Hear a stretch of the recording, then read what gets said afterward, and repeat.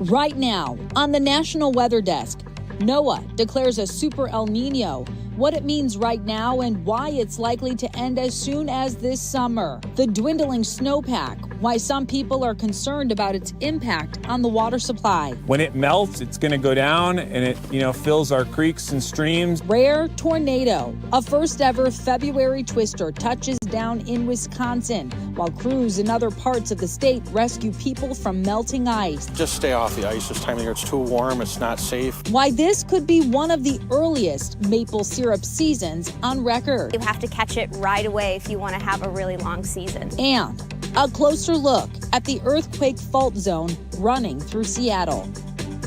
From our nation's capital, this is the National Weather Desk.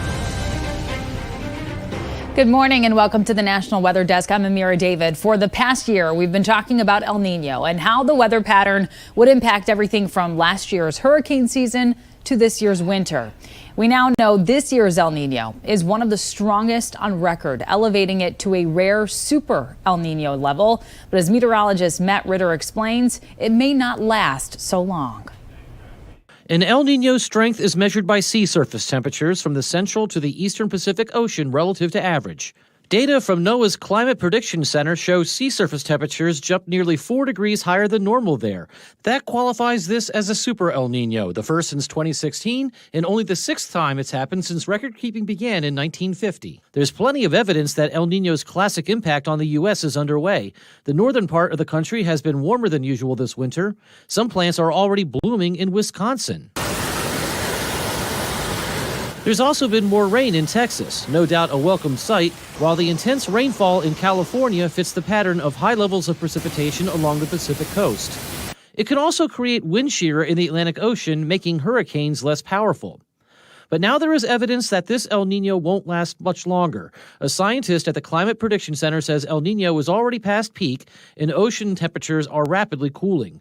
In fact, we could be looking at La Nina conditions by summer or early fall, which is why the CPC just issued a La Nina watch. La Ninas typically produce the opposite weather patterns, meaning colder, snowier winters in the north and stronger hurricane seasons in the Atlantic. For the National Weather Desk, I'm meteorologist Matt Ritter. Well, given the Super El Nino, it's no surprise the snowpack across the west is lower this year than last. This week's atmospheric river helped, but it's still far below average. We're going to look at the situation in the Sierra Nevada mountains in a moment, but we will start with meteorologist Shannon O'Donnell in Seattle. Snowpack, frankly, not where we'd like to see it. We're at just 49% of the median in the North Cascades. That's around Mount Baker. But standing out most of all, the 29% that we're seeing, 29% of what we're supposed to see in terms of a median snowpack for this time of the season up over the high country of the Olympics. Couple of reasons for that. It's a strong El Nino year, very well forecast. And in general, when we've got a strong El Nino going, the Pacific Northwest mountain ranges tend to see a lower level of snow, and that has certainly been the case so far. It's going according to plan. This tends to swing widely in either direction like a big weather pendulum in the sky about every decade. The last time we saw a really dire snowpack up over the Cascades in the Olympics was that winter of 2014, 2015. Also went down as an El Nino round that year. And the last few years, on the other hand, we've been running very high. This is the general back and forth of the way the atmosphere works. We try to make up some of that snowpack here in the Pacific Northwest as we head deeper into the month of February. We'll see how we do, but so far we're definitely lagging behind, at least for this winter. For the National Weather Desk, I'm meteorologist Shannon O'Donnell. So that looks pretty good. Now we're going to weigh it. In just 1 week, the Mount Rose snowpack has gone up from 51 to 60%, measuring in at 67 inches. And those atmospheric river storms are what we need in this area to develop a really robust snowpack. So we've had one this year. Probably need 4 more to have like a really, a close to normal snowpack for April. A very different story than this time last year when the snowpack was 178% above average. So we depend on this winter snowpack to get us through those long, dry summers. So the snow is our winter reservoir for the water. When it melts, it's going to go down and it, fills our creeks and streams, and those fill the basins that have reservoirs. Because of the big snowpack we saw in 2023, experts say reservoir storage is good, which is critical for managing water supplies. Even though the Sierra snowpack is below normal, snowpack percentages have increased across the state since the start of February. Reporting in Reno, I'm Abigail Verwick. For the first time in Wisconsin history, there's been a February tornado touchdown. If you look very carefully, you can see the twister right here between the trees on the left and the white barn. This is in Rock County, just south of Madison. There is some major damage to buildings. Many roads were closed overnight as crews worked to remove the debris. We aren't aware of any serious injuries. Thousands of people did, however, lose their power. Most of that power has been restored this morning. In the Midwest this week, the story is the unusual warmth. Many temperature records fell yesterday and more are likely to be broken today. Check out these high temperatures from yesterday. The mercury hit 62 degrees in Des Moines, 61 degrees in Detroit, 58 in Chicago, 56 in Milwaukee. Those are unheard of numbers for early February. In Green Bay, the temperature rose to 50 degrees. That's good news for golfers, but not very good news for the people who enjoy being out on the ice. That led to at least 3 different rescues yesterday. We have 2 reports, starting with Michelle Melby. This is what one ice rescue looked like Thursday afternoon from high in the sky. You can see a boat on the open water making its way across the Bay of Green Bay to a large sheet of ice, which had broken free. There were some people out ice fishing, and with the south wind that happens in the bay a lot, a large chunk of ice floated off, and 3 people were separated. The Brown County Sheriff's Department responded. Authorities motored a boat across the water and rescued the 3 stranded people. No one was injured. Just stay off the ice this time of year. It's too warm, it's not safe, it caused too many problems. One tragic incident and lives are changed forever. Ice is becoming almost non-existent on our local bodies of water. The biggest factor on whether the ice stays or goes could be strong southerly winds, particularly along Lake Michigan. So as we start getting into Door County near Sturgeon Bay on the Lake Michigan side, we could see some wave heights starting to approach 6, 7, 8 feet. As of Wednesday, Lake Michigan's ice cover was about 7.6%. The last time we saw such scarce ice cover was back in 2016. Kotenberg says historically, current ice cover is the lowest it's been since the agency started tracking 50 years ago. Our above average temperatures have led to less ice cover, and a big driving factor for those well above average temperatures is a strong El Nino. We've had 40 consecutive days with above normal temperatures in Green Bay from the middle of December to the middle of January, which is effectively unheard of. And even beyond that, this December 1st to January 31st has been the warmest 60-day stretch during winter since record keeping began in 1886. It's not looking too good for solid ice to reform with the time we have left this winter season. This general El Nino pattern does look like it's going to hold into spring. So, we could have some cooler days, but I think a prolonged stretch of cold weather just really is not in the cards right now. Scientists say a 2,000-foot-long ice core reveals the West Antarctic ice sheet seems to have shrunk suddenly and dramatically about 8,000 years ago. The study indicates if similar melting happens again, sea levels could rise by 16 feet and cause devastating flooding in coastal towns and cities around the world. The volcanic eruption in Iceland that started spewing lava early yesterday morning, well, it appears to have subsided today. The eruption led to the evacuation of the popular Blue Lagoon Spa and cut off heat and hot water to several communities. Even though this eruption is quieting down, people living in the area, well, they can't relax too much. And as Icelandic geophysicist says, the region can expect an eruption every month or so over the next few months. An endangered 9-foot-long shark washed up on a Rhode Island beach this week. Marine researchers say this is a poor beagle shark, which is native to New England waters. It's unusual to see a shark of this size on a New England beach. Investigators will rely on necropsy to determine how it died. And let's head now to Las Vegas and a shot of Allegiant Stadium, home of Super Bowl 58. It's an indoor stadium, so the weather doesn't exactly impact the game, but it is a factor for the hundreds of thousands of people in town for the big game. Sunday's forecast calling for sunny skies with a high of 54 degrees. And coming up on the National Weather Desk, why tonight the supermoon could be high for the flooding.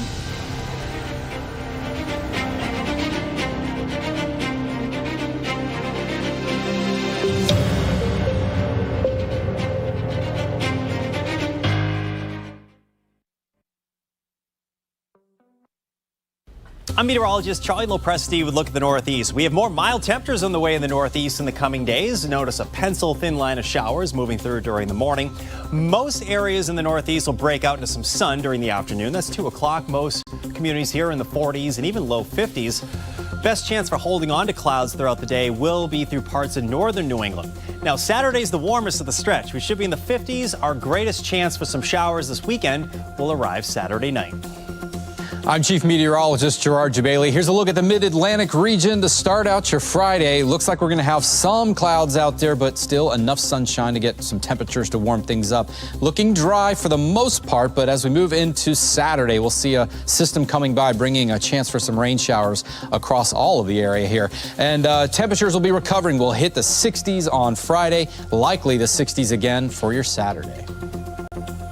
I'm meteorologist Charlotte Carl. Unseasonably warm today. This afternoon, we are going to top out with our highs in the mid to upper 70s throughout most of the area. Some areas in the mountains will dip into the 60s, upper 60s, but still above our average for this time of year. Mix of sun and clouds for most of the area, especially our southern areas, but we do see some isolated showers moving from Alabama into North Georgia, and that will continue into early Saturday morning.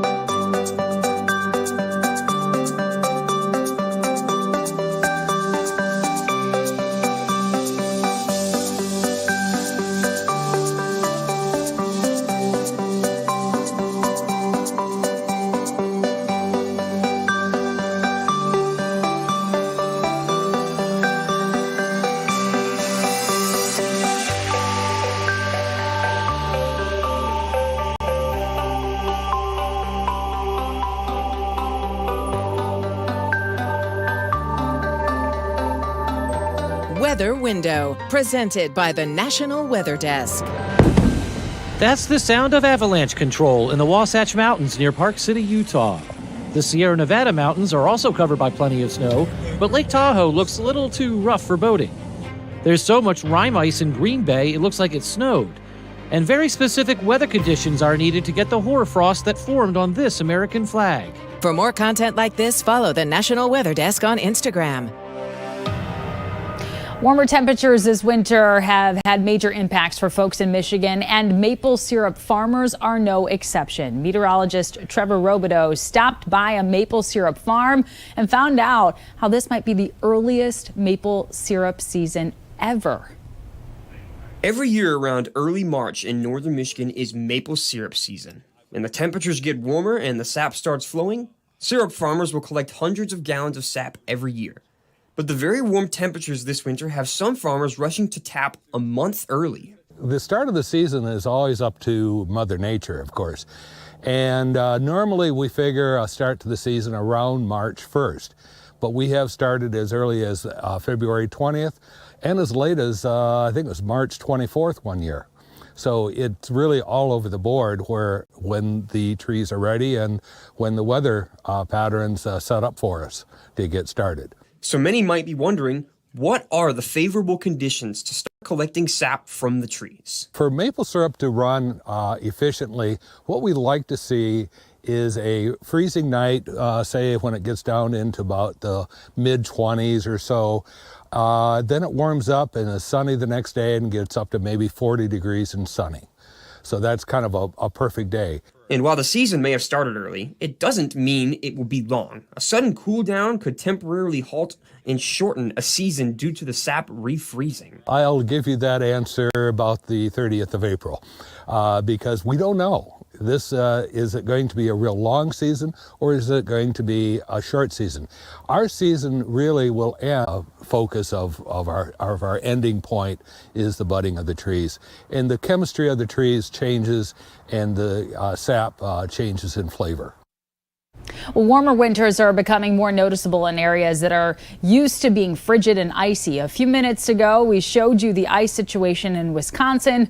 Meteorologist Ryan Mirando now explains what's going on around the Great Lakes and how less ice can lead to more snow.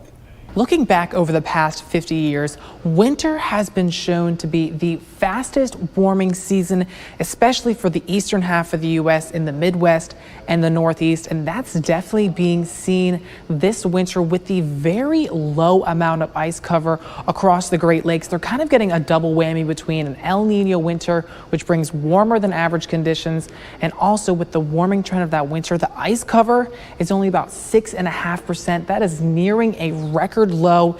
If you look at a line graph of how the actual sea ice cover is, this red line is an average year and the black line is what's this year. It's well below average. In fact, it's nearing one of the record lowest, but there's been a lot of variability throughout the years, and the real reason is there's not as many freezing nights. Notice over the past 50 years for Lake Ontario, there's been a lot of ups and downs of how many frozen days they have in a year, but that general trend has been down, shown by Climate Central, down almost about 46 days. And without that ice over the lakes, it can really affect activities like ice fishing, but it also extends the lake effect snow season. Without that frozen water, it can tap into more moisture and dump a lot more snow. A major fault line runs right through the middle of Seattle, and it was only discovered less than 30 years ago. Now, new information about how the fault zone may have formed could help scientists improve building safety and early warnings for the densely populated region. Denise Whitaker has more. The magnitude 6.8 Nisqually quake taught Seattle a lot of lessons, but there's so much more to learn about the Seattle fault. Scientists are concerned about it because it's right next to the city of Seattle. Earthquake geophysicist Megan Anderson tells me they know very little about the Seattle fault. This new research, however, sheds light on how it came to be more than 55 million years ago.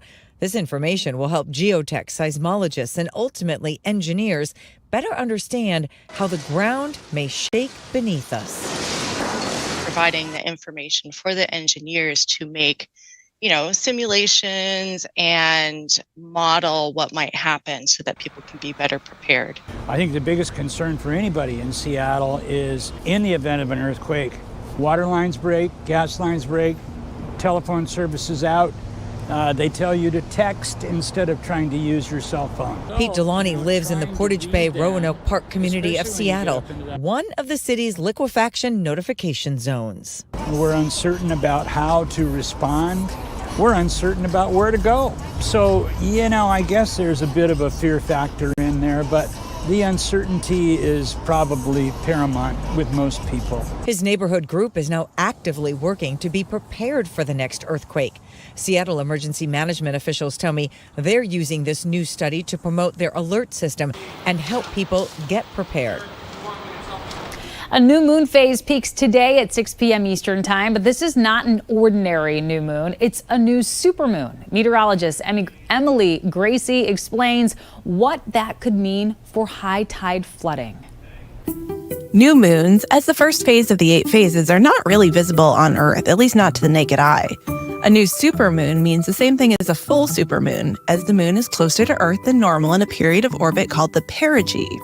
As the moon orbits the Earth in an elliptical shape, there are points in this journey when it's closer or farther from the Earth. Its closest approach is called perigee. Its farthest approach is called apogee. The effect of the moon being at its closest approach will also strengthen its gravitational pull on Earth. This means we can expect higher than normal tides, also known as king tides, leading to increased coastal flooding. That'll be true with this new supermoon this week, but not everywhere. NOAA has a brand new high tide flood model that shows parts of the country that have the greatest chance of high tide flooding. Now, as you can see on the map, parts of the southeast can expect normal tide levels through the end of the month. Parts of the northeast, from Delaware up to Maine, are showing the possibility of high tide flooding, with the highest chance from Boston up to Bar Harbor this weekend. On the West Coast, there are numerous sites showing possible flooding this weekend, with the highest threat in San Diego. For the National Weather Desk, I'm meteorologist Emily Gracie. To see NOAA's new high tide flood model, just head over to our YouTube page where we've posted a video with a link to the model. Just search the National Weather Desk on YouTube. And yesterday marked exactly 2 months until April's total solar eclipse over North America. Millions of people will flock to the path from Mexico to Newfoundland to experience the totality. If you can't get there, practically everyone in the U.S. will be able to see at least a partial eclipse. And if you miss it this time, there will be a coast-to-coast total solar eclipse in August of 2045. So you have 20 more years. Start planning now. And as we head to break, a look at the snowy mountains around Flagstaff, Arizona.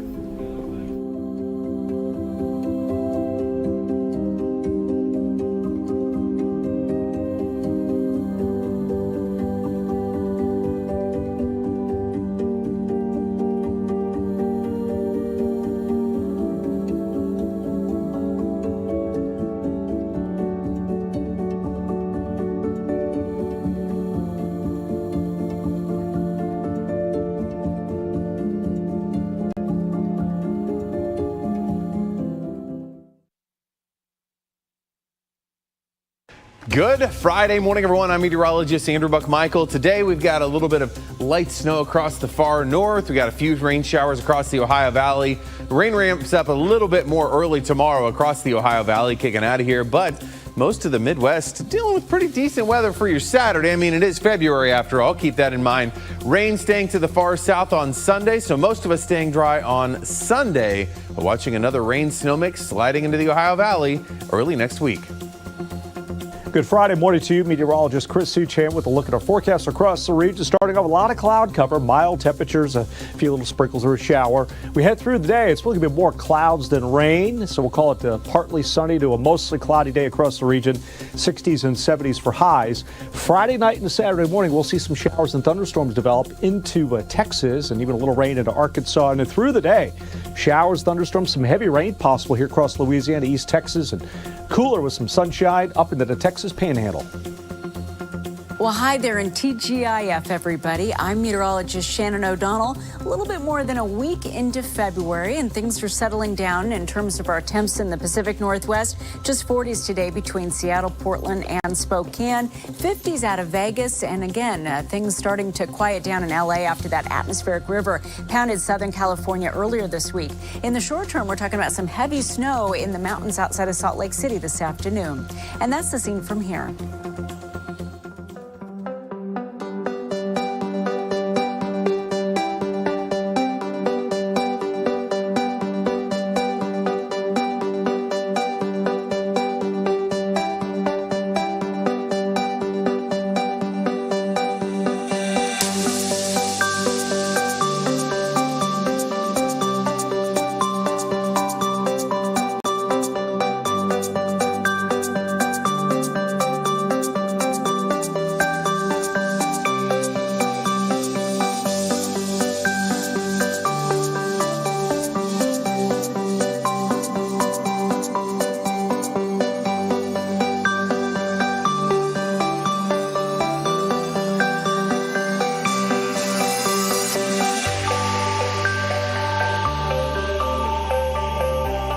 You are watching the National Weather Desk.